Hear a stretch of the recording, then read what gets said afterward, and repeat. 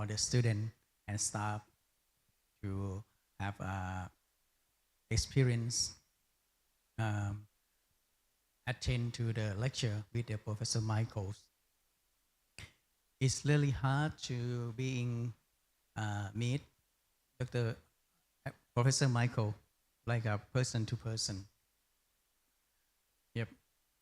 But APDS provide you these opportunities. Just think about if you are individual, you are person, if you want to talk with him, it's very hard. It seems impossible if you are not his student. But faculty try to make this chance for you. So being here is really big opportunity to level up your life skill to be a better version of you. Today's topic, we see the interesting keyword, temple, lighting and color. So we will share the idea, we will listen the different perspective about these three keywords from Professor Michael.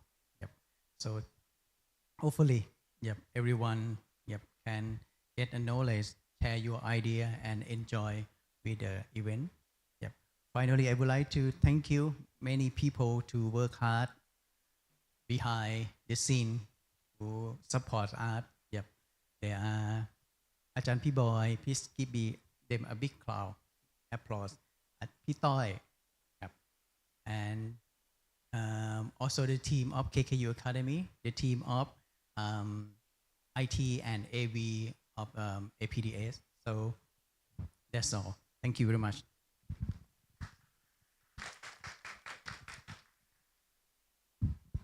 Okay, now I think it's proper time, so we would like to hear from Professor today's presentation. Please, Professor. Thank you. Taking time out of your busy class schedule. Like you, my educational background is in architecture and design, and spent many years as an architect and as a designer. And over the years, I learned that lighting actually has a very profound effect in terms of how we experience the built environment. And when I went to architecture school, can you turn this down, please? When I went to architecture school a few short years ago, we were very concerned about massing studies and about the visual form of a building on its external. It wasn't until many years later that I really learned through experience that how a building operates or how a building performs or how it makes people happy is really about the interior. And it's really about how the space is illuminated and how the space is configured as an internal experience. And so I became very focused on the human factor equation, and primarily driven by visual experience. And so I focused my studies and my research, my career mostly on how do people perceive interior architecture and how does this really impact our experience. And so I've been working on a research project which is a little bit separate from my work that I've been doing in California, looking at the color experiences inside Buddhist temples. And from this research work, it actually helped me inform some of the design standards that I developed for our state economy in California. So today, what I'm going to do is I'm going to talk about this research project and how it's informed lighting standards in the United States. And so that's the sort of the main thrust of this morning. Before I get into the temples work, I wanted to do a little bit of background, just in terms of some of the terminology that I'm going to be using. But this terminology is very common in lighting design, interior architecture, and it's something that you folks will be working with in your future. And I call this really the metrics of color and light. And these are very standard kinds of design terms that get used in our industry. And I really want to sort of start talking about how do we experience color or light inside a space. And again, these are all concepts and fundamentals that you're all going to be dealing with in your future. So just in terms of a little bit of introduction, if you look at this interior, we would qualify this as a warm environment. And so if you had to describe this, you could simply describe this as a warm interior. In contrast, we would call this a cool interior. Okay, if you had to describe this, it's very cool, it's very white, it's got a lot of blue to it. So when you look at these kinds of contrasting environments, one is warm and one is cool. And this is sort of very common in our design experience when we talk about these interiors. Same thing here. Exactly the same architecture, but it looks very different because one is a very cool environment and one is a very warm environment. As in interior design or interior architecture, we often qualify this as warm colors. We use warm colors in our interior. We also qualify light as a cool color or a cool light. A cool color experience. These are terms that get used a lot in when we're describing external environments. You know, the artistic community, when they do paintings, this is a very cool theme or a cool color. And some artists, they really specialize in this whole concept of coolness or warmth. So the design challenge in our world, and when we start looking at the design world, is the challenge here is how do you describe this in some kind of terminology that is common? How can we speak to each other in the design world and talk about cool colors or warm colors? Okay? And so I'm going to talk a little bit more about this in terms of how we actually get into it. And there's two metrics that you're going to be using in your future when you describe architectural interiors. And one is color temperature, and the other is color rendering. Okay? And I'm going to talk about these two concepts before I get into the temples work. So the first concept is what is called correlated color temperature. Okay? And I'm going to get into what this means.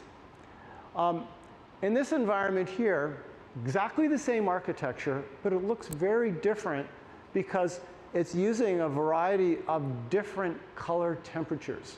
And color temperatures are a way of describing relative levels of coolness or warmness. Okay? And this relates predominantly to how our diurnal changes in sunlight. Sunlight can be very warm or it can be very cool.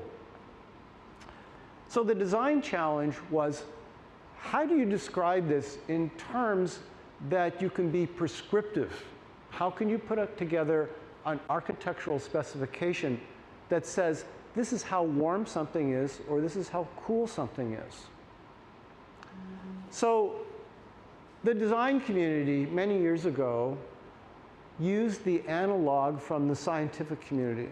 And Baron Kelvin developed what was called the Kelvin scale. Okay? And you remember from your science classes, there's the Celsius scale, the Fahrenheit scale, and the Kelvin scale. And Baron Kelvin was not an architect, he was a scientist. Okay? And he developed this Kelvin scale, which was a way of being able to describe the temperature of materials. And so our community, the design artistic community, reached out to the scientific community for a number. They said, we need a number to be able to describe warmness or coolness. So if you take a piece of metal and you start heating it, it starts glowing. And this is, we all know this from our physics classes. And so if you take a piece of metal and you start heating it more and more and more, it goes from a very dull red to yellow to white to blue as you keep putting more energy into it, okay? So material goes from a very low temperature where it's glowing just very dull red, and then it appears very blue and white. And so, again, this has nothing to do with design. This is just what happens in the physical world. Okay. So this is called black body radiation in terms of how materials behave relative to heat. Kind of analogs on this, if you take a candle is just a very dull yellow. It's relatively low temperature, not a lot of energy. But if I take a gas flame and I put a lot of energy into it and make it extremely hot, it glows blue. Okay? So this is showing the range of colors that happen relative to temperature. So color temperature was an analog that the scientific community knows and understands, is that as an object gets hotter and hotter, it goes from red, yellow, white, to blue. And this is how a piece of metal behaves. So the design community said, this is great, this is perfect, because now we can describe warmness or coolness relative to a temperature or an apparent temperature. And this is what is called correlated color temperature. And so if I take this piece of metal and I start heating it up, Kelvin, okay, and I go from 1500 Kelvin to 8000 Kelvin, it looks like a range of different light sources. Okay? And I'll show you an example of this. This is my hometown, San Francisco. Okay? And you can see that as the sun is coming up, it's very warm, okay? Very red, low color temperature. So it looks like a piece of metal that's just being heated up a little bit. If I start putting more energy into it, it starts getting red. I put a lot of energy into it, it looks blue.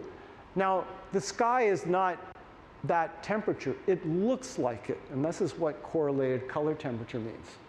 So to describe this in more detail, daylight, like today, if we go outside and we measure the correlated color temperature, it's about 8,000 degrees Kelvin. It doesn't mean that the sky is 8,000 Kelvin. It means that it looks like a piece of metal heated to that temperature. This is a ski slope in California. And this daylight is 8,000 Kelvin. It doesn't mean that the sky is that temperature. Now, as the sun starts setting, this is 3,000 Kelvin. It looks like a piece of metal that's heated up to 3,000 Kelvin. It doesn't mean that the sky is that temperature. It means that it sort of looks like that. Candle is about 1,200 Kelvin. The filament lamps that we're all very familiar with, relatively low warm color temperature. The fluorescents that we have in the building here, they can range between 2,700 and 5,000 Kelvin. It doesn't mean that the fluorescent lamps are that temperature. It means that it looks like a piece of metal, like that. And so the way we've been describing this is daylight has a whole range of different color temperatures, all the way from very cool to very warm. Sunsets are typically very low color temperature. Residential environments, very warm. We would call this environment very warm, but we can put a number to it, and that number is 2,700 Kelvin. So if I wanted to design an interior like that, I would specify 2,700 Kelvin, and that's the number that gets used in design. Residential is typically low color temperature. As a species, we typically prefer lower color temperatures at lower light levels.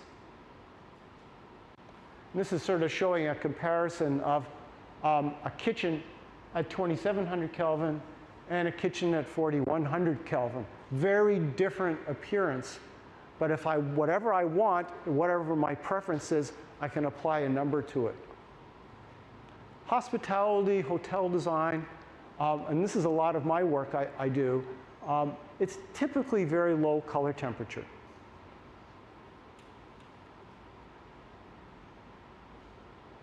Higher light levels, office environments, laboratories, classrooms, high CCT, high correlated color temperature.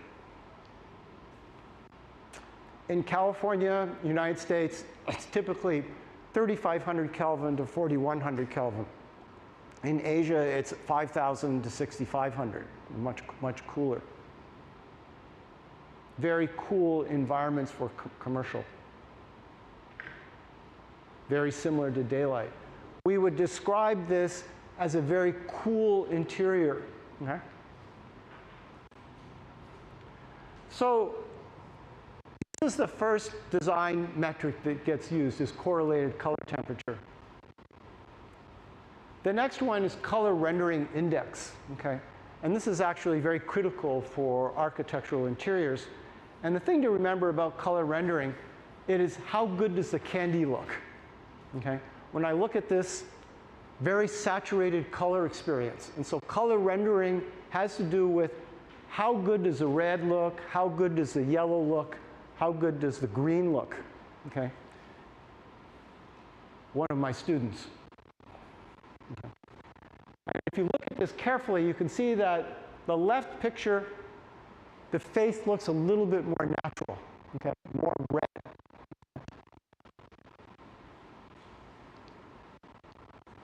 This is me, okay? So the professor on the left, on this side here, looks anemic. Understand anemic, very, very pale, okay? The professor on the right, very healthy, red skin, looks good, okay? This is the concept of naturalness, and that is related to color rendering. And color rendering has to do with the spectrum of the light source. So the concept of naturalness is very central to this. Okay, these two tomatoes. One is under what's 70 CRI, a poor light source, and the other one is on a very good light source. So the red is very saturated, okay? Looks natural. This has to do with the fact that in order to see red, you need to have a light source that generates red to be reflected. Okay?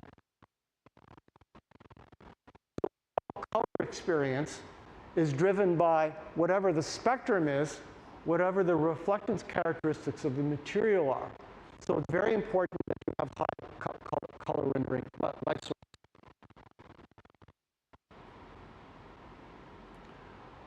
When we describe color rendering, we do that relative to incandescent and daylight. Those are the two standards that get used. Now, why daylight?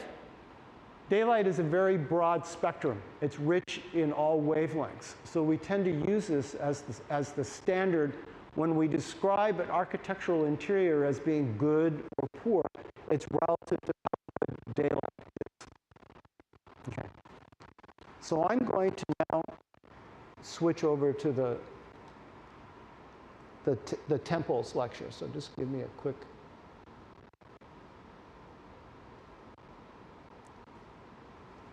So the last part I was showing was just the basic terms I'm going to be using: correlated color temperature and color rendering. Okay, and you're going to use these terms in your career. Now I want to talk about my research project, which has to do with Buddhist temples that I've been studying over the last 5 years. And so this morning what I'm going to do is I'm going to talk about some basics on color. I'm going to do sort of a review on how do we see color, what's happening in Buddhist temples, and how is that driving the future of lighting research. And so our whole visual experience driven by evolution is that we see a variety of different kinds of spectral distributions throughout the day. In the morning, we see a very red, orange distribution, but it's a very broad spectrum. During the middle of the day, we also see a broad spectrum, but it's very blue. Okay? And so if you look at the color signatures of daylight, it varies considerably. But the one distinguishing feature about daylight, it's always very broad spectrum. There's a lot of different colors in it. We've also had some cultural evolution relative to flame, not biological evolution, but cultural evolution. We're very comfortable with flame light. It also has a very broad spectrum. So if I look at white light, you can take white light and you can split it up into its constituent spectrum. Okay? White light is made up of many colors. Okay? And you're all familiar with the whole concept of the electromagnetic spectrum. It's got a broad range of colors. Now, the thing to understand about light is that there's many different types of spectrum that we're exposed to in architectural design. And the two top spectrum are daylight and incandescent, or flame. And the distinguishing feature here is that it's a continuous broad spectrum. So we've evolved under a very wide spectrum.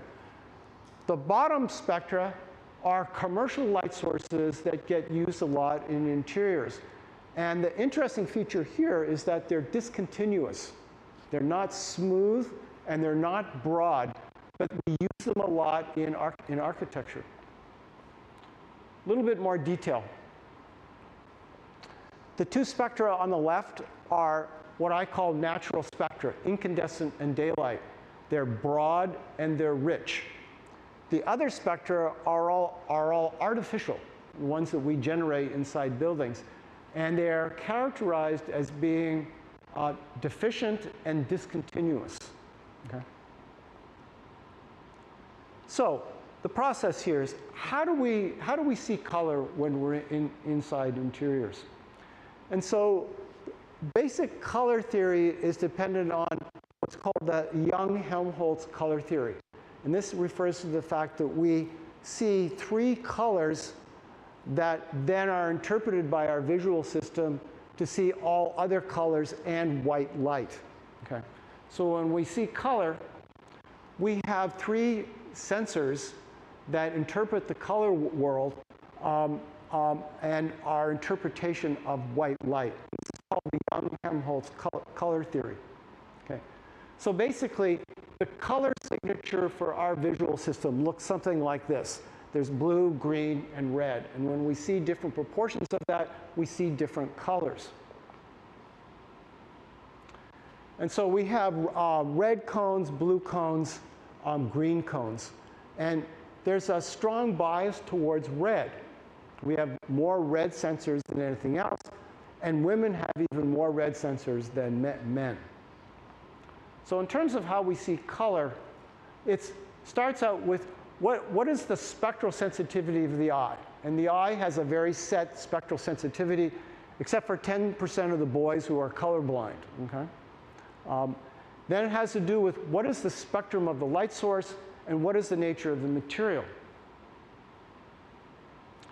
So the processes in terms of how we interpret color is first light is reflected off surfaces. That's how we see color. Light is absorbed by materials, or light is transmitted through. And so these are the three primary mechanisms in terms of how we see color. Transmission is pretty easy to understand. As you put white light through colored materials, it selects out or subtracts out different wavelengths, and that's how you see color. However, most of our experience inside buildings is due with what's called reflection. It's light bouncing off of the surface. So this is typically a subtractive process. Okay? And what do I mean by that? Is that if I have a black surface and I put white light onto it, you absorb all the different wavelengths, and that's why it appears black. If I have a gray surface, the light hits the gray surface, and most of it gets absorbed, but then some of it gets reflected across all wavelengths. That's why it appears gray. A white object receives the white and reflects everything. That's why it appears white. Okay? A red object receives all wavelengths and reflects the red wavelengths, and that's why you see red. And so there are what are called spectral signatures for color.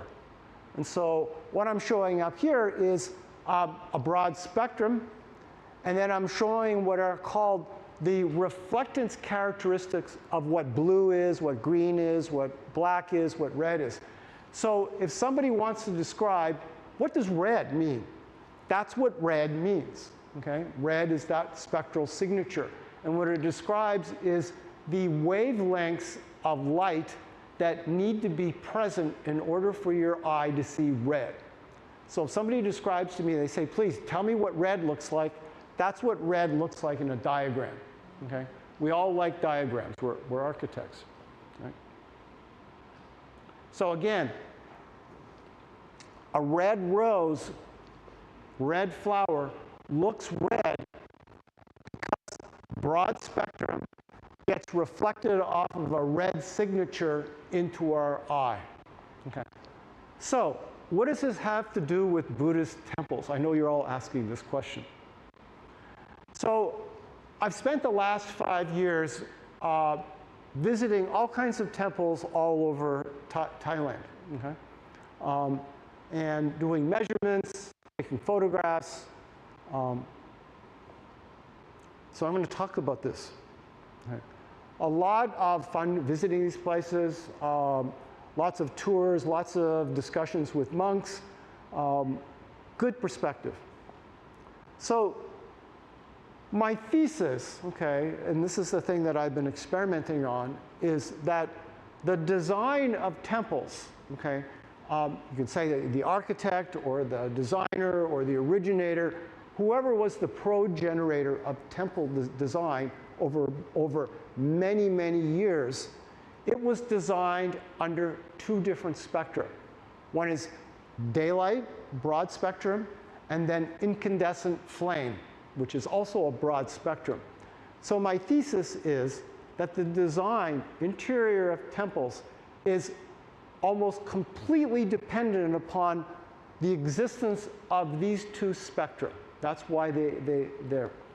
And so if I then look at the color experience inside temples, okay, and you look at the kinds of colors and materials that get used inside temples, they align very closely with the spectrum that was used by the original designers. And so orange, reds, golds. Okay? So if you're wearing gold or yellow and you have a flame is extremely rich in yellow and gold color. The gold dress looks very saturated. Okay? And so this is kind of the experience that I've been looking at. So again, if I look at the color signatures of the original intent, if you look at the original intent behind Buddhist temples, it's a broad incandescent spectrum and a broad daylight spectrum. However, the spectrum that we use today inside temples are the lower ones. And what's different about the lower ones? One is that they're deficient or anemic, and they're not continuous. So my thesis is that there's a disconnect here, is that we have original design intent under incandescent and daylight, but way we're lighting temples today is with discontinuous light sources that have what is called low R9, and I'm going to get into what that means. So we have natural light, we have LED, we have fluorescent, and we have incandescent. The middle 2 are discontinuous spectra. This is a color signature. This is an LED. These are LED light sources up here, these white light sources. And they have almost no red content in them. If you actually got out a meter and you measured these light sources, there's no red content inside it in comparison to daylight. Okay? It's also discontinuous in the green, has very low green content. So if you have green or red, it's not going to look good. Okay? So the issues in today's design, if you walk into a Buddhist temple or many Buddhist temples, is that there's issues with naturalness, discrimination, and fidelity. These terms you're going to be using in your career. If you go out and become architects and you're dealing with interiors, you're going to be using this. So I want you to understand. Fidelity. Fidelity is like truth, okay? Is that when I look at this tomato on the right, the tomato looks like a tomato should look. It looks like that's good. But if I take the same tomato and I put it underneath 70 CRI light source, like this one here, it's going to look not great. So it's not true to nature, okay? So naturalness is a very similar concept. And again, this is the professor here. Professor on the left, hand looks reasonably natural. This is what I should look like, okay? However, on the right side, it's yellow and anemic. Looks very, very unnatural. Again, what does this have to do with Buddhist temples? The next concept is discrimination. So if I have a whole series of materials that we would say green, but I want a very specific green, okay? It's going to be very easily rendered under a broad spectrum. But if I use a spectrum like I'm showing at the top there that has very little green, I'm not going to be able to recognize small differences. Okay.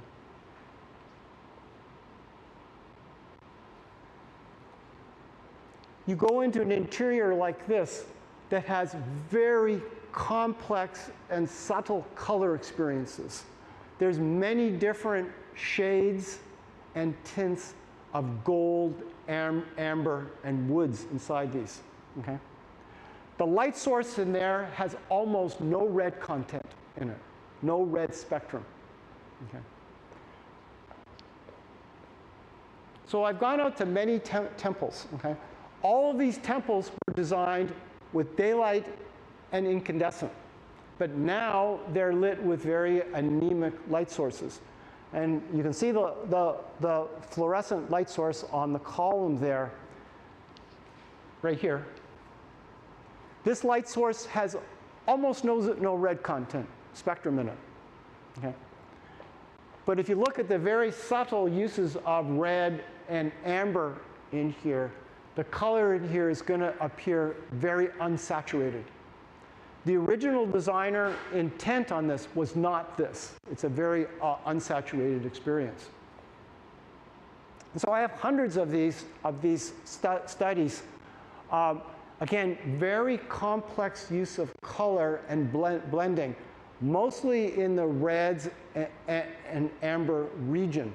And the light sources that are being used here, if you look closely, these are compact fluorescent.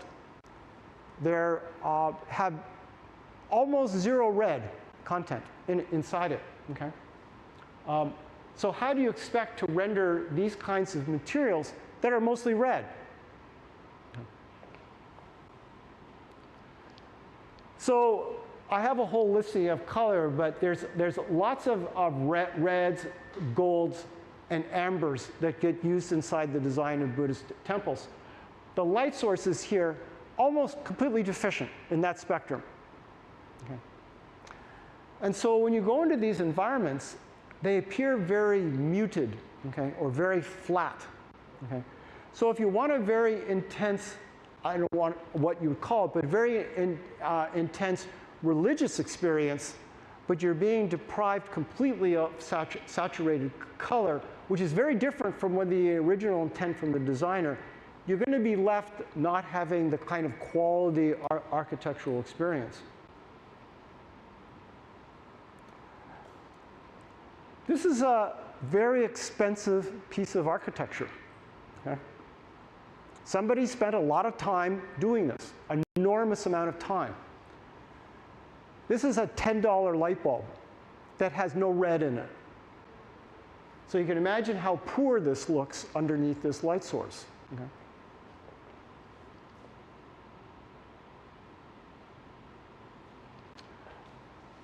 It's a little hard to see in this picture, but this is a fairly complex visual scene. They put together a lot of different materials that are very saturated. They have a compact fluorescent in a small reflector lamp illuminating this. So it's absolutely the cheapest light source you could possibly use inside that interior, and it completely renders this in a very flat, unsaturated kind of experience. The people or person that designed this did this under candle, incandescent, daylight. Very broad, rich light sources.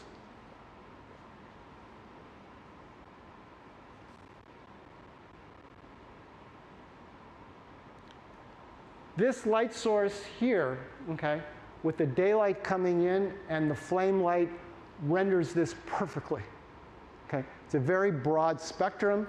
It's very rich in the red. So you're getting the daylight across this, and you're also getting the light from the flame. This is the original intent of the designer. Okay?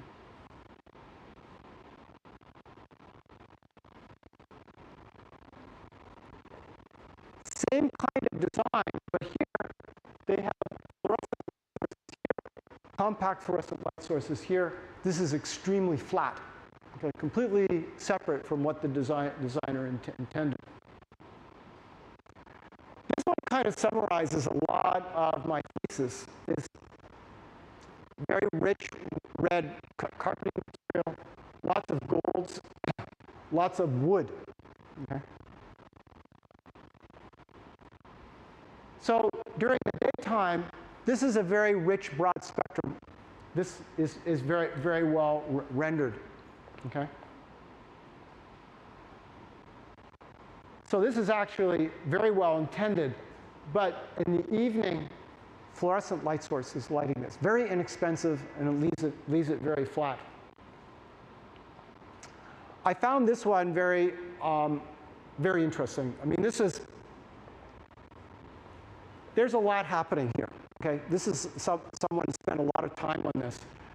These are compact fluorescent light sources that have no red in them. Very, very low red. And this is pretty much across the board of all the temples I've toured all over Thailand. So the issues here are, again, naturalness, discrimination, and fidelity. And these are all things that are very important to the architectural community. When you're doing an interior, you want this. And I go back to the slide here. If you're using a very complex series of colors, and this is a little bit different than this, and this is a little bit different than this, but you want this, it's very difficult to make that decision underneath this light source.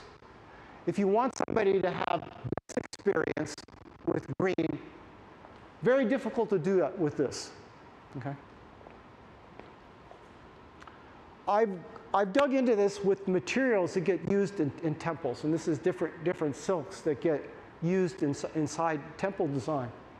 This is a very subtle, complex color. This has got, it's dichroic. It has different greens in the same material. Okay. So let's use something that is, if I look at sort of big changes or small changes in tint or chroma, and chroma is very common in our industry, in the design industry, we would call this red. Okay? But there's all kinds of different values, brightnesses, and different chroma or saturation. And these are all terms that you folks should know. But we call this red. Okay? But there's all kinds of different reds. So if I'm lighting a Buddhist temple with red, with fluorescent, this is the only amount of red that I've got inside that Buddhist temple. You're not going to be able to tell the differences between these subtle colors. Now with daylight or incandescent, it's very rich in red. There's a lot of red material there to be reflected. So now I can make subtle differentiation between this. Okay? So one is, what does the designer want? If I want this, I need to have this. But if I have this, you're not going to see this. Okay, so it works both ways. So the desaturated color experience leaves people at a subconscious level very dissatisfied with a temple experience. So I dug into this more, okay? The issue with R9, because these light sources are very deficient in spectra, is that you end up with unsaturated colors. The materials that are used are golds, reds, wood, and skin tones. Skin tones, okay? So I dug into this more. Gold, okay? Gold gets used a lot in temples, okay? Gold. If I look at the spectral signature of gold, I take a piece of gold and I measure how does it respond to light, okay? It reflects a lot of light in this region here, between 600 nanometers and 1,000 nanometers, okay? And not so much in this, okay? That's why it appears gold. And this is basically, if somebody said, please, draw me what the spectral signature of gold is, that's what it is, okay? If your light source is this, you can see there's almost no radiation in that wavelength, in this light source. So golds are going to appear very flat. You have to have gold color in order to be reflected into your eye, okay? Materials and fabrics, okay? So this is red, orange, yellow, and cadmium yellow light. So all the different kinds of fabrics that get used inside this also have spectral signatures that are very biased towards the yellow-red end of the spectrum, okay? So if I look at these fabrics, so these are the color signatures for fabric. When you buy a piece of fabric, when you're an architect, you can buy a piece of, specify a fabric, you can say, what is the signature? And they'll send you this, okay? But if I'm trying to light these with this light source, it's not going to work. I looked at wood. Woods get used a lot in Buddhist temples, okay? Okay. Lots of wood. And wood, this material here on the tables, if you measure the spectral signature, it looks like this. And it's predominantly reflective in the red end of the spectrum, okay? And with fluorescent light sources, you're not going to do that. And I've looked at all kinds of different woods.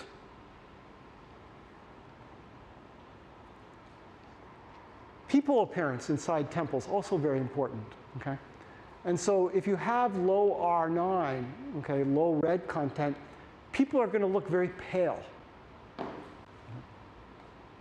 If you look at the spectral signature of blood, it's mostly reflective in the red.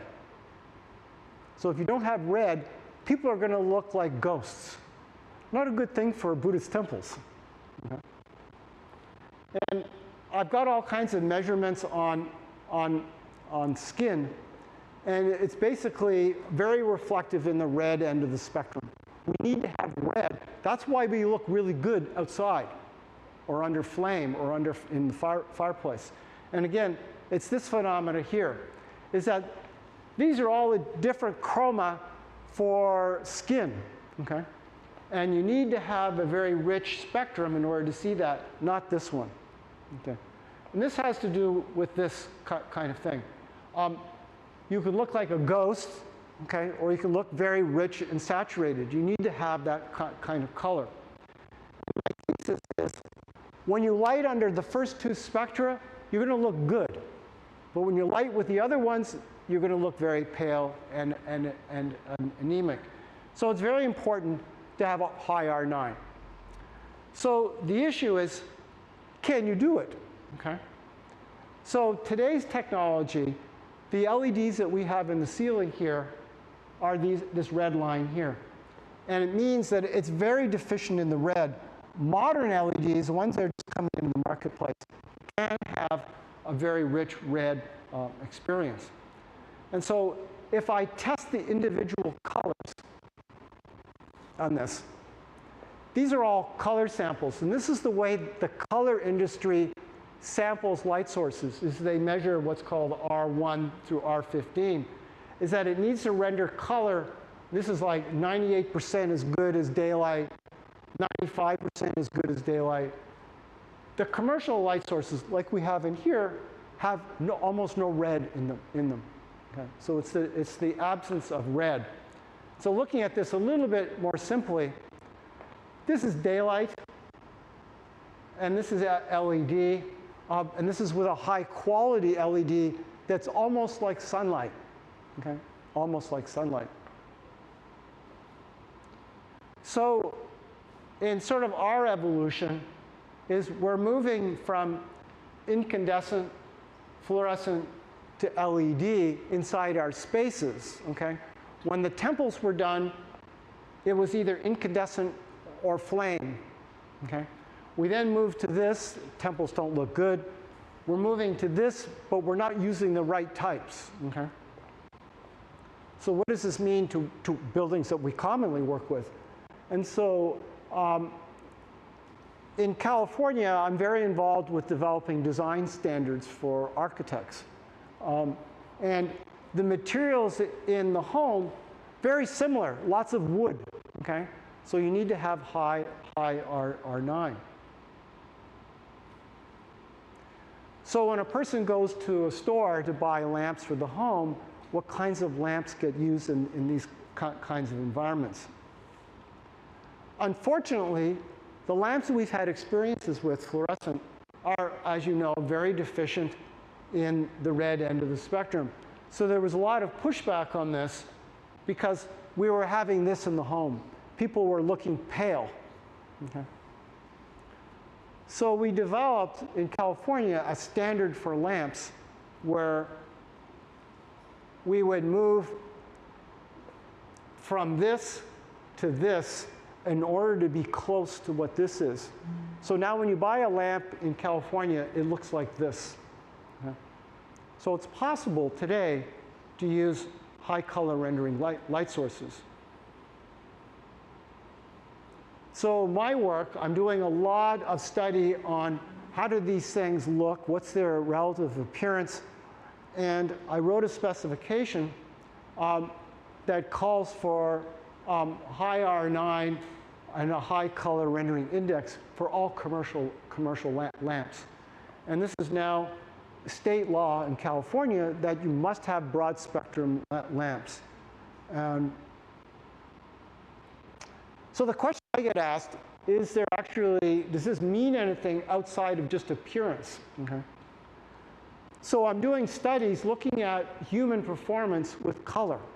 And so we have a lab, and this is a study that I've been working on for a number of years, where I take students and I put different lights, and I measure how well can they sort color under different spectra.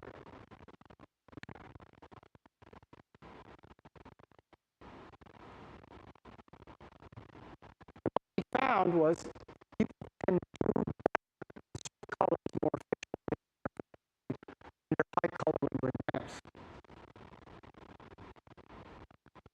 And again, it has to do with this, is that if you give people this, they can't tell the difference. Okay. I'm going to watch this. So now I'm applying this to hospital design. And so in hospitals, we're very concerned about color, particularly how do people look, okay? So the new hospitals now, we're very interested in how do people look medically. And so doctors do diagnosis here based on how red or how unred do they look relative to health.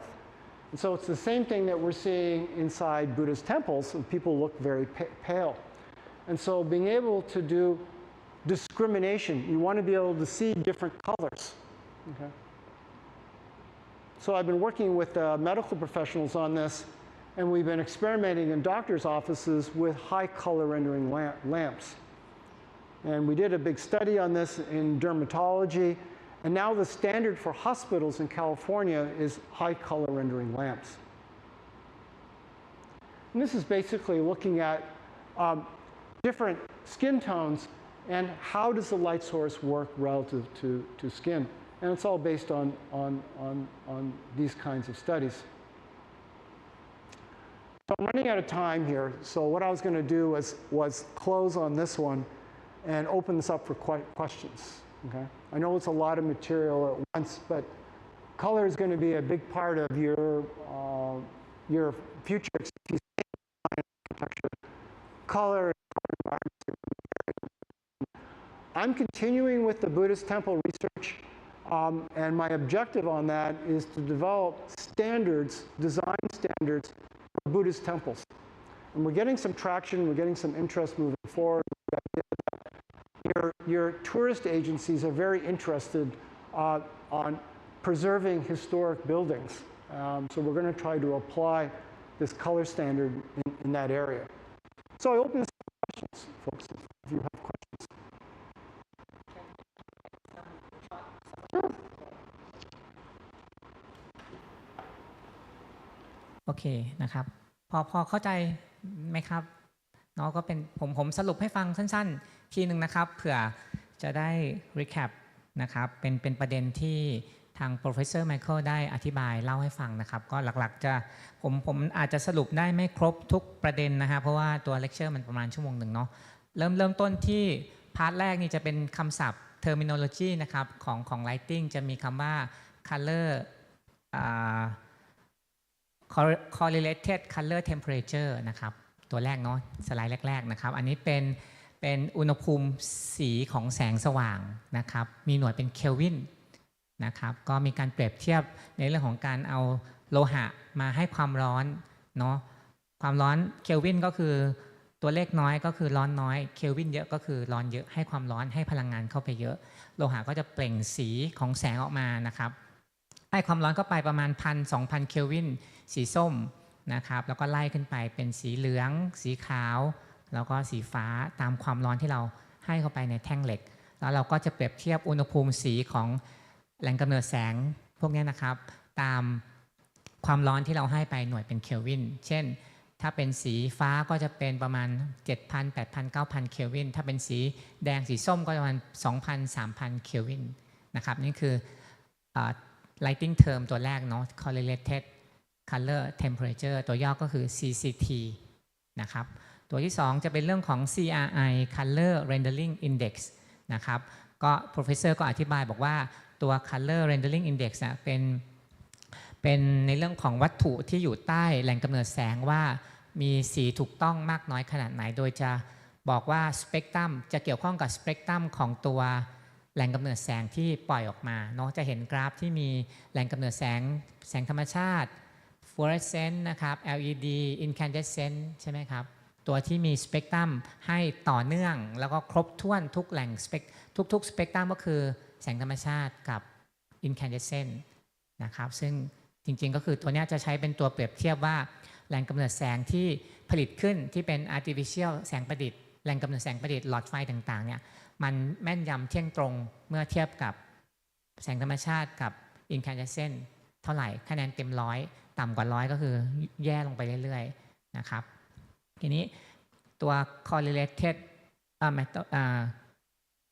ไม่ใช่ตัว color rendering index นะครับ CRI นะครับก็จะเป็นหน่วยที่2เนาะนี่ professor ก็เลยเล่ามาถึงในส่วนที่เป็นงานวิจัยที่อาจารย์ทำในเรื่องของtemple แล้วก็ color นะครับว่าใน temple เนี่ยมันจะมีสีนะครับที่เกี่ยวข้องกับสีแดง R9 นะฮะ R9 จะเป็น index หนึ่งใน CRI นะครับซึ่งสัมพันธ์กับสีแดงเพราะว่าวัตถุใน temple จะเห็นว่ามีทั้งพรหมมีทั้งพระพุทธรูปนะครับมีไม้นะครับที่มีโทนออกไปในทางสีแดงแต่ว่าแหล่งกำเนิดแสงที่ใช้ใน Buddhism temple เนาะที่ professor ได้เดินทางไปทั่วประเทศเนี่ยก็คือจะเป็นพวก fluorescent กับ LED ใช่ไหมครับที่เห็นในรูปเนาะที่อาจารย์ก็ให้ดูติดตรงนู้นตรงนี้บ้างเนี่ยอาจารย์ก็เลยเปรียบเทียบว่าไอ้พวกสถาปัตยกรรมการตกแต่งเนี่ยแล้วก็พระพุทธรูปอะไรเงี้ยฮะที่อุตสาห์ตั้งใจทำมีมูลค่าตั้งเยอะแยะทั้งแรงงานแล้วก็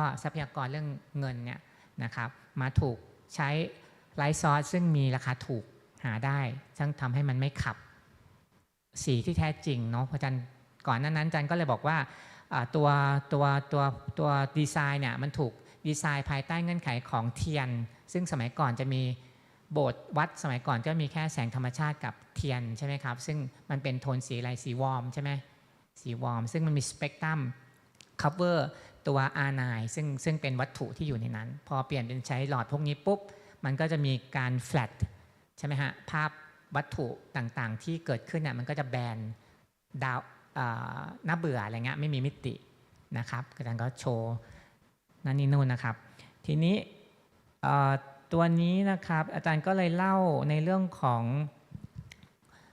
ก่อนจะมาถึงตอนจบเมื่อกี้นะฮะก็เป็นเรื่องของงานวิจัยที่แคลิฟอร์เนียนะครับมีการไปทำในเรื่องของเปรียบเทียบในเรื่องของคนไข้ในโรงพยาบาลนะครับผู้ป่วยต่างๆนะครับที่บอกว่าถ้าเราใช้แหล่งกำเนิดแสงที่มีCRI ต่ำเนาะมี R9 ซึ่งอย่างผิวของคนเรามือกับผิวหน้าเนี่ยมันจะมีเลือดอยู่ข้างในใช่ไหมครับซึ่งมันเป็นสีวอร์มสีแดงนั่นแหละนะครับถ้าเราใช้อันเนี้ยหลอดพวกนี้นะครับก็จะทำให้สีของผิวของคนไข้เนี่ยมันดูซีดเกินจริงอาจจะในเรื่องของการวิเคราะห์ตรวจวินิจฉัยเนาะอาจารย์ก็เลยทำวิจัยกับโรงพยาบาลนะกับแคลิฟอร์เนียเนี่ยออกโค้ดที่เป็น recommendation ให้ยกระดับตัว standard ของไลท์ซอสหลอดไฟอะครับให้มันมีสีแดงเพิ่มขึ้นนะครับให้เป็นมาตรฐานของหลอดไฟแกบอกว่าถ้าไปซื้อหลอดไฟที่แคลิฟอร์เนียน่ะหลอดก็จะมีคุณสมบัติในเชิงของตัวสีแดงเนี่ยที่มีสเปกตรัมเยอะขึ้นกว่าที่อื่นนะครับแล้วก็เมื่อกี้ก่อนปิดอาจารย์ก็จะมีงานวิจัยตัวนี้เนาะซึ่งมีนักเรียนของแกเนี่ยให้มาเรียงนะครับแล้วก็มีเห็นสีแดงที่เมื่อกี้มีหลายๆวาลูหลายสีที่มันเปรียบเทียบกันใช่ไหมครับก็อยู่ที่ความเข้มกับตัวความสว่างนะครับคือถ้าภายใต้แหล่งกำเนิดแสงที่ไม่ดีที่ตัวสีแดงน้อยซึ่งปกติเดี๋ยวนี้สีแดงน้อย LED fluorescent ที่ซื้อตามท้องตลาดเนี่ยสีแดงจะต่ำนะครับก็จะแยกเรียงลำดับพวกนี้ไม่ถูกคือจะเรียงเฉดไม่ถูกเหมือนพวกลิปสติกพวกของผู้หญิงเนาะที่มีหลายๆสีครับในการวิจัยก็เอาตรงนั้นมาทดลองไล่กันโอเคก็ประมาณนี้คร่าวๆนะครับลูกก็คง follow ได้เนาะอาจารย์ถามคำถามมีไหมครับมีคำถาม question any question if you have anything right thanks มีไหมครับ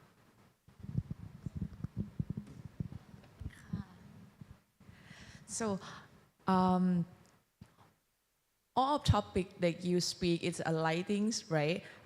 But my questions maybe not relate about the topics, but I just want to know, like, does the lighting affect the emotions for your opponent? Yeah, it's a great question.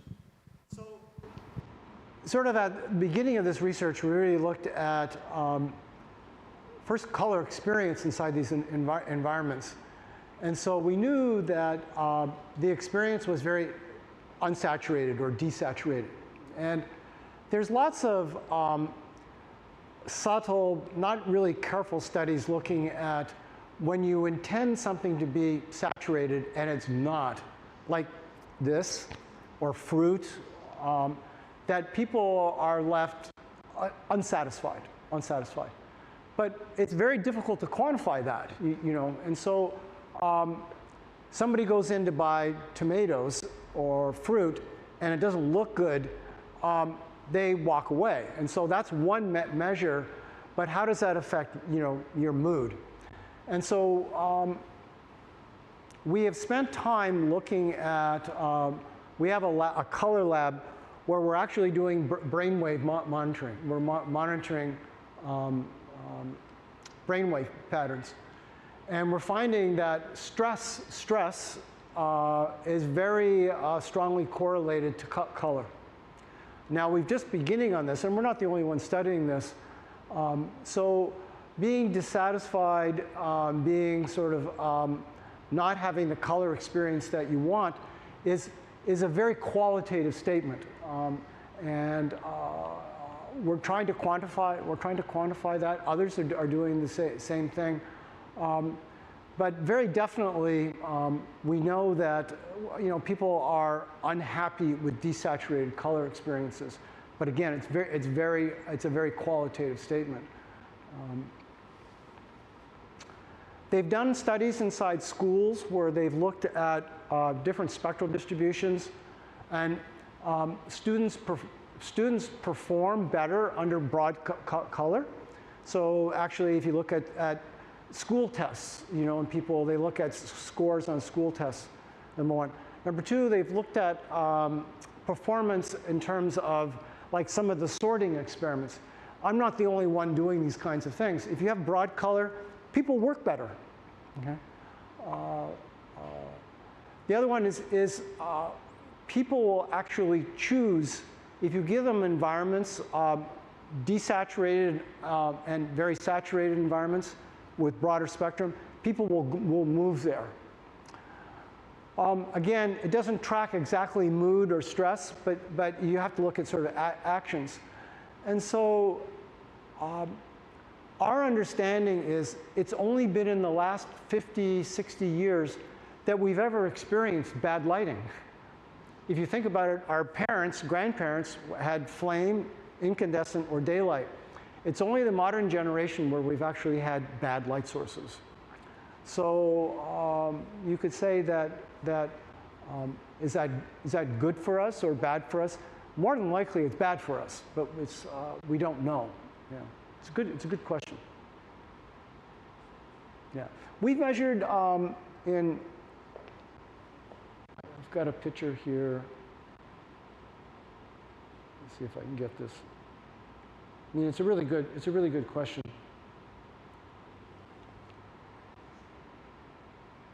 It's hard to tell on this photograph, but this student is under this. This student is under really great light. This one is distorted color, too much red. Okay. We have asked doctors, which one do you prefer? This one. Okay. We've asked students, which one do you prefer? This one. We've looked at performance. In other words, what can they see more of? And it's this one. We've asked them, which one do you like? Which one do you like? They like this one. But actually getting something that says their mood is better or this, more difficult. Yeah, it's a great question.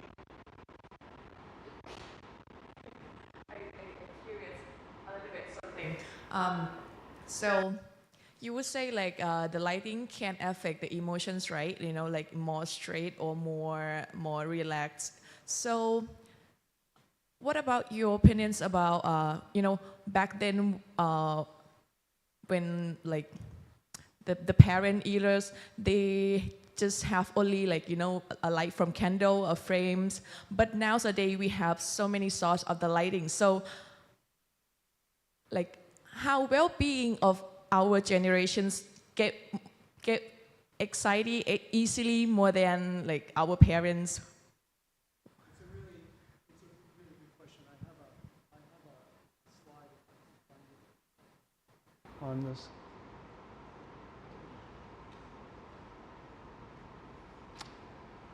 We're actually doing a lot of work on this. It's called circadian lighting. So if you look at our grandparents, our great-grandparents, they actually had the perfect lighting. Perfect. And what happened with our grandparents is that they went to bed early and they slept in the dark. They got up early and they went outside. So you get what's called circadian entrainment. You get enough light to entrain your circadian rhythm. And that's about hormones. It's about melatonin. And so now what's happening is the lighting that you have in your living room, we have measured it to be unhealthy because it's too much light. Everybody's sitting with their phones or their computers or their television, too much light. And we have studies where we measured this. I actually want to find this one slide. Just give me 2 seconds here.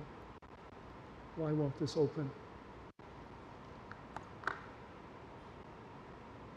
Okay, just give me a quick sec, because you've got a really excellent question.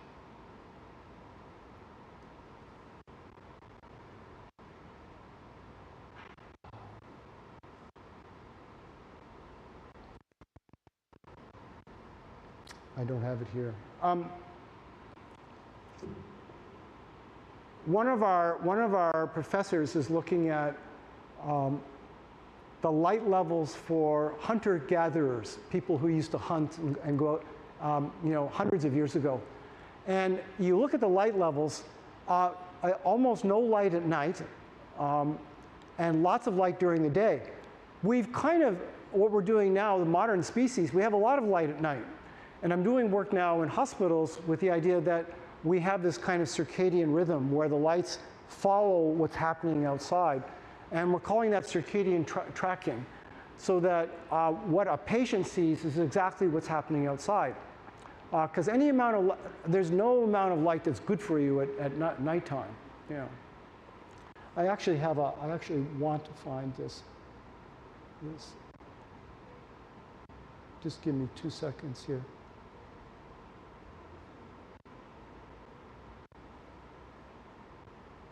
Okay. I actually have a slide on this I wanted to show you.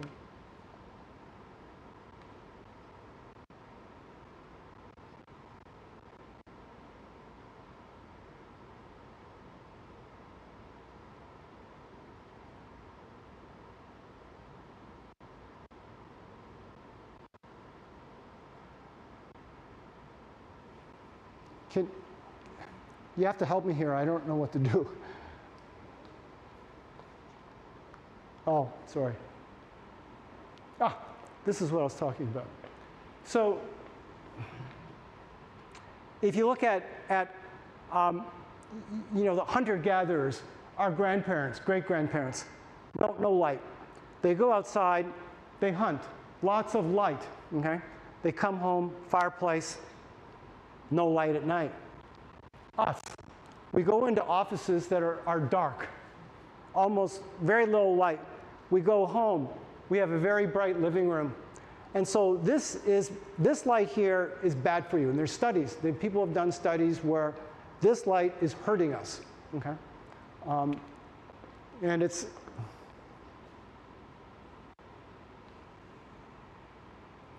so this is one of my labs I have at my university.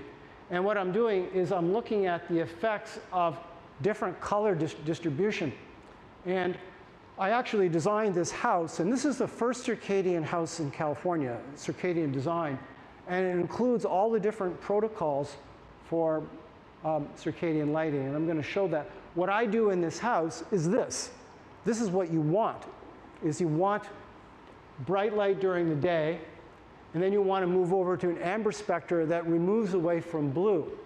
So what I did inside this interior is I used a lot of daylight, bring daylight in, okay? And then I put color change capability so that I could marry what's happening outside inside the building. And then at nighttime, for egress, for movement, I put very low level amber light that has very low blue content in it, okay? So you think about someone goes into a kitchen at night, they turn on all the lights. Now, when you go into the kitchen, you get a very low amber light that doesn't disrupt your circadian rhythm. So why amber? This is your melanopsin sensitivity. So if you look at your melatonin, you all know about melatonin, your eye sees light like this, but amber light has almost no blue in it. So you can light your home up with amber and do quite well. And so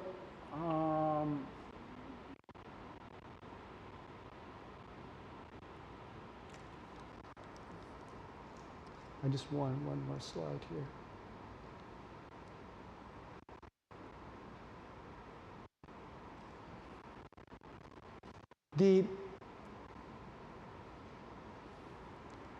The American Medical Association, which is an association of all American doctors, they came out with a warning statement saying nighttime lighting is not good for us.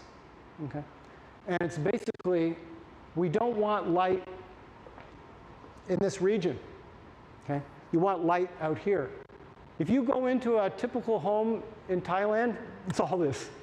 And it's basically hurting us. And there's enough data now that's. So I want to show what I did inside this.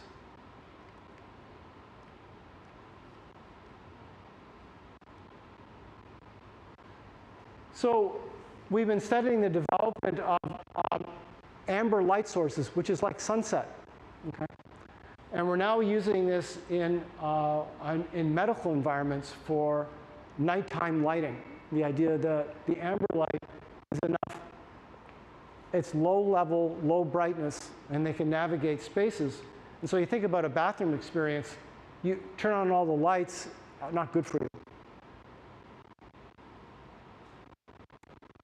This hospital is using all this now. I've redone the hospitals using this.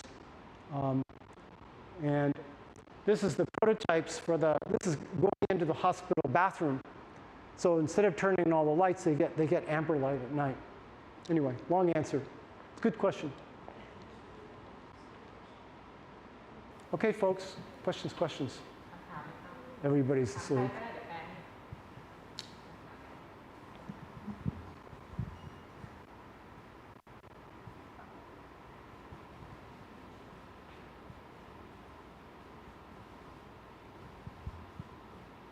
มีไหมครับถามเป็นไทยก็ได้นะเดี๋ยวช่วย translate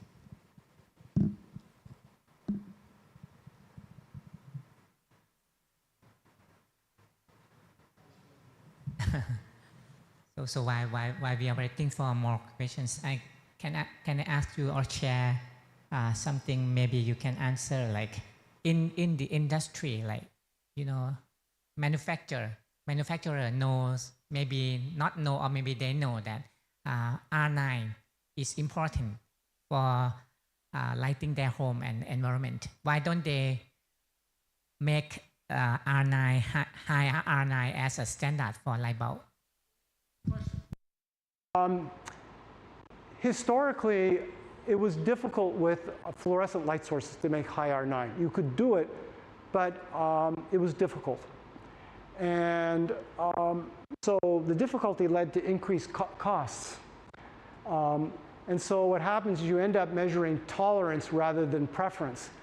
And so in Europe and the United States, more R9. In Asia, less R9. And unfortunately, there's some bad history on this because the industry knew better.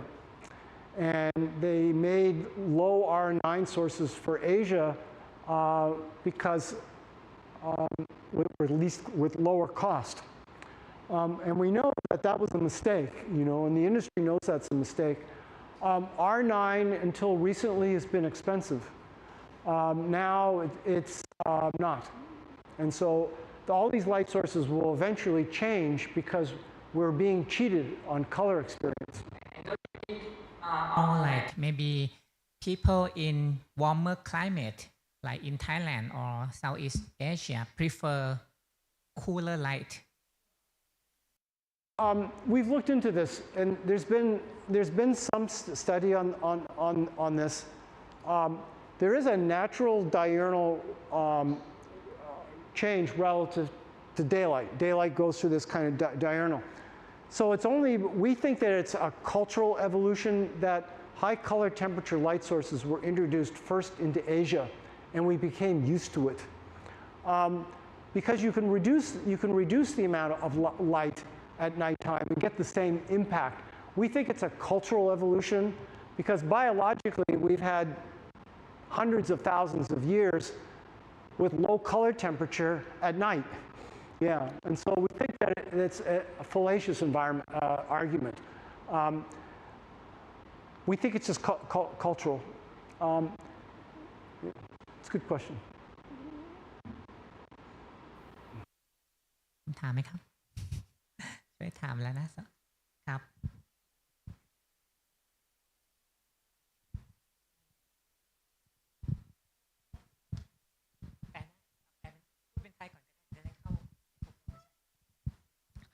คือแบบว่าอุ๊ย ที่เสนอว่ามันต้องมีค่าแบบว่าเราให้มันอยู่ตรงกลางใช่ไหมคะแล้วถ้ามันต่ำกว่าหรือสูงกว่าอย่างเงี้ยแบบมันไม่ดีอย่างนี้มันจะดูแบบทำให้ไม่เป็นธรรมชาติอะไรเงี้ยค่ะแล้วมันมีข้อดีบ้างไหมคะถ้ามันเกินหรือถ้ามันต่ำกว่าค่ามาตรฐาน ไปตามนั้นมีข้อดีไหมใช่ไหมครับ so she was asking that what if the light source has non-continuous spectrum some light source may be giving some spectrum like you show any benefit from those light sources it's a really good question and let me see if I can find.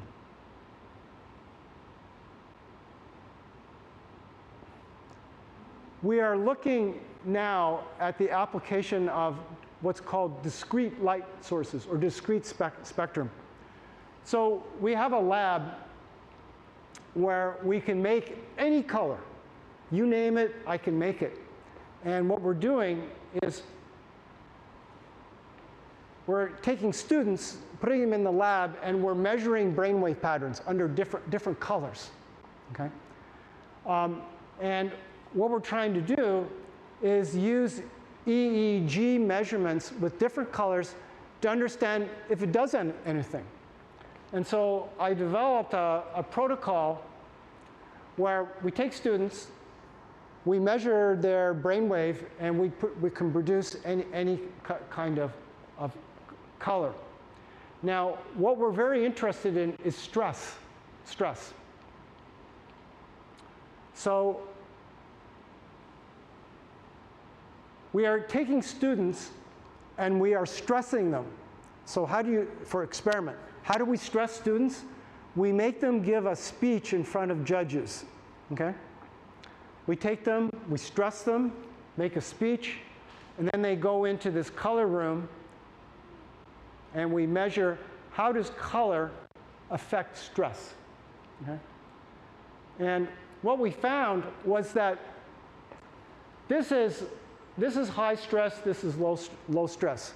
We found that amber light relaxes students, relaxes them, okay? And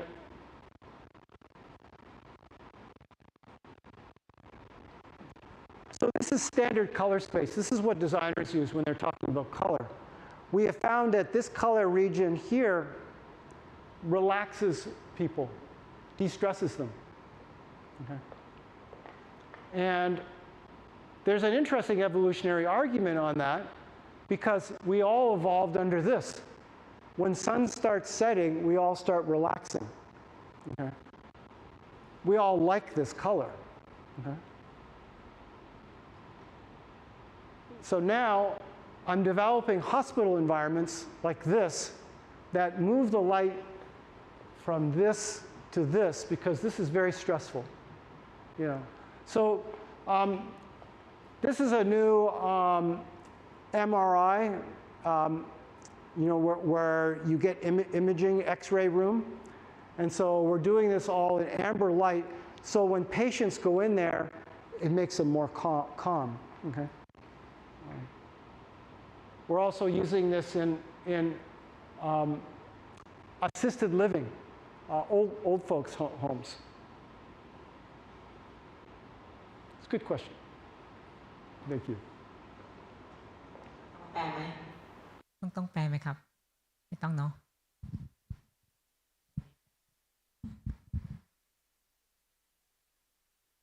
มีคำถามเพิ่มเติมไหมครับไทยก็ได้เดี๋ยวแปลให้นะครับ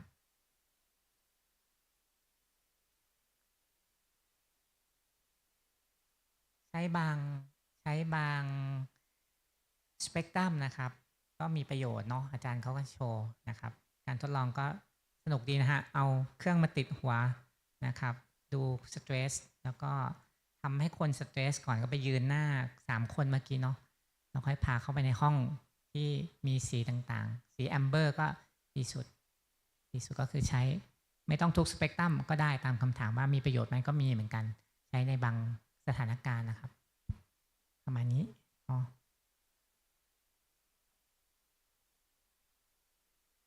so the industry tend to I mean for the United States they tend to produce or manufacture the light source that cover all spectrum Yeah, it's been maybe in the last 5 years we can make a broad spectrum easily, cheaply. And it's been in maybe the last 2 years we can make discrete spectra easily. Yeah, so huge opportunity. Yeah. All these environments are going to be changing with the idea that it changes, does this. Do you think in the new generation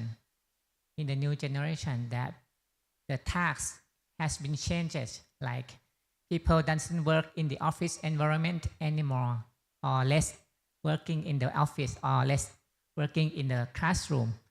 Will how the light source will be changed? I mean how California, and I did the lighting, and it's all color change, all broad spectrum, all color change. So it's doable. I had to push to get it done. They wouldn't have done it if I hadn't pushed. Most hospitals are doing this. Most are doing, and I suspect it will be here as well. Yeah. Now hospitals are always out front because they're one expensive and they're trying to help people. Next will be hotels, you know, and then homes, and then offices. Yeah.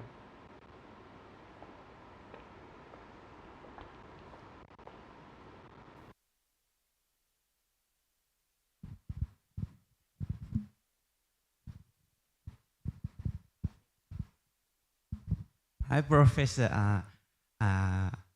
Since the AI is taking over the world, I think your research can be combined with AI to make the changeable light bulb, and it can be used for various situations, various places, and I think it's going to be the one of the best product light bulb that can be used.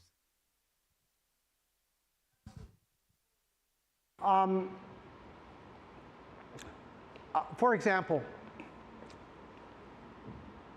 this is a residential development. When you walk into the bathroom, there are sensors. The light turns on this, and it knows that it's evening light. During the day, sensor turns on this. Okay, so that's what I call first level intelligence. In other words, it's a very dumb sensor. It either does A or B. Now A and B is better than what everybody else has because all the rest of the world has a switch like this on the wall. Okay, when I walk into this, it comes on. So this is what I call first order smarts. Second order smarts is that the light adjusts to the level I want, not the level that they want. Okay, so maybe it comes on at a lower level. Maybe it only comes on over here. So that's a second order where you start using intelligence to look at preference. I like this, you know, or I like certain, you know, different light levels. This is a kitchen environment where the lights come on when you walk into the kitchen. So a dumb sensor, what I call a dumb sensor, just does something that's pre-programmed. But with AI, you can be interactive on it and learn. And so I think that the future on this is going to be very preference-based. One of the things we're doing in homes now is we're using sensors, putting dumb sensors everywhere, and through algorithm and AI, We are understanding how people move inside a space. And so we're very interested in whether someone has gone to the kitchen, someone has gone to the bathroom, the refrigerator. Has the refrigerator opened in the last day? Because if a refrigerator hasn't opened, someone's not eating. So we're looking at assisted living for old people. There are studies where they show if you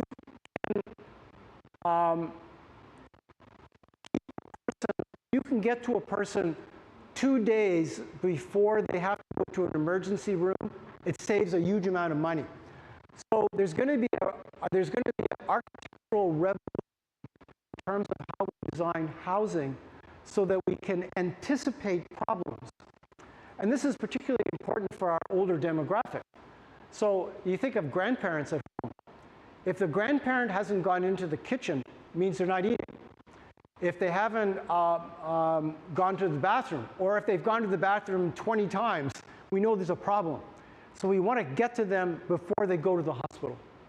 So we're looking at using artificial intelligence to have us use these smart sensors to actually tell us what's happening. It's going to be a complete, and that's going to be all buried on the lighting. We can also do things with lighting in terms of waking people up, making them go to sleep. We can also use different spectral distributions to make them calm. Someone's having a panic attack. There's an autism project here at this university, autism project. And so we want to meet with those people because we can use lighting and color to calm autistic children. Yeah, it's a good question.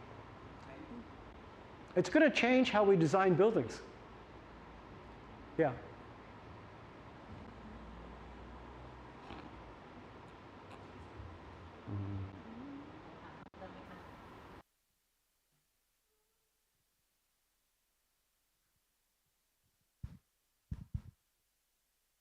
Okay, มีคำถามไหมครับเพิ่มเติม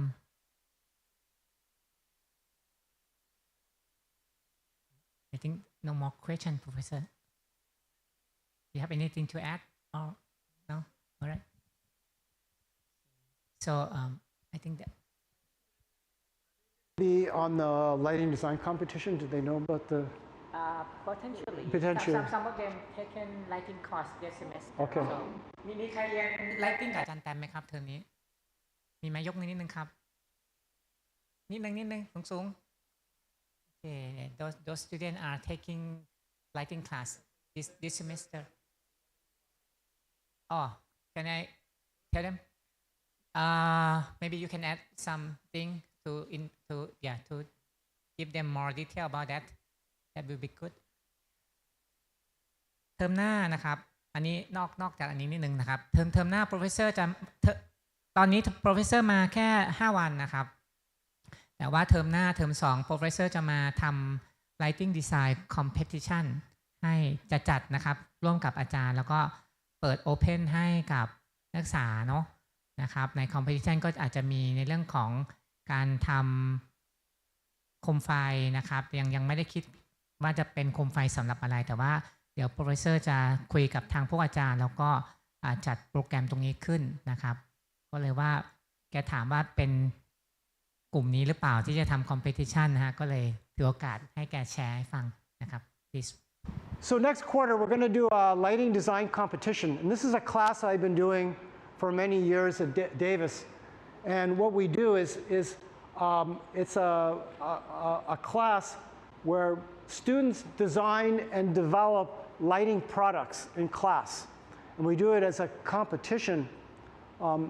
And what students do is they build these very beautiful, functional kinds of lighting systems, prototyping, industrial design, modeling, measurement, and we do it as a competition. And then we have these are all built in class, and it's all using LED technology, and it's basically it's an industrial design, lighting, architectural kind of class. and they learn how to build these things, test and measure. Some of these things are quite beautiful. And so we're going to be doing an experimental class here on this as a design competition next quarter. So, เดือนมิถุนายนนะฮะเทอมหน้าเทอม1ปีหน้าใช่ไหมใช่นะครับตอนพวกเราอยู่ปี4เนาะก็น่าจะมีการเปิดคอร์สนะครับอันนี้ขึ้นนะครับคนที่สนใจก็เตรียมตัวเนาะก็จะเป็นคอมเพติชันมีเงินรางวัลนิดหน่อยด้วยนะครับแล้วก็อยู่ในวิชาเรียนด้วยนะครับก็จะเปิดประมาณ20คน20 students ประมาณ20คนนะครับจะได้ดูแลทั่วถึงนะครับส่วนกำหนดการเดี๋ยวขอเคลียร์ได้เดี๋ยวแจ้งอีกทีหนึ่งครับนี่ดีไซน์โคมไฟจากกระดาษคัดบอร์ดนะครับใช้โคม LED เนาะประมาณนี้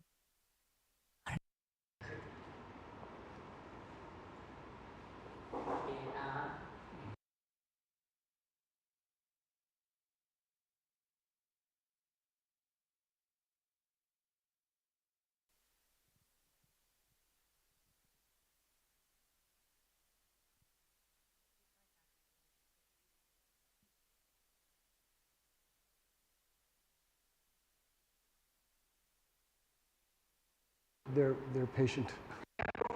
Professor, a little bit, and then you, yeah. Professor, you want to?